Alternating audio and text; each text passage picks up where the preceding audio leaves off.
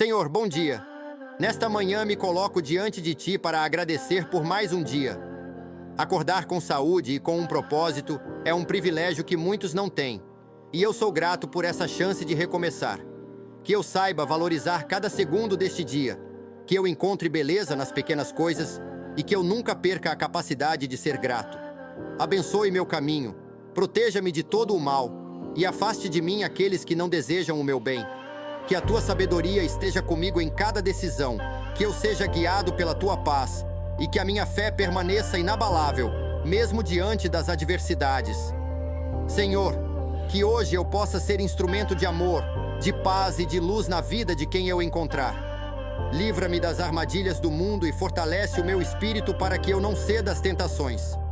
Agradeço, Senhor, por tudo o que tenho e por tudo o que ainda está por vir. Amém.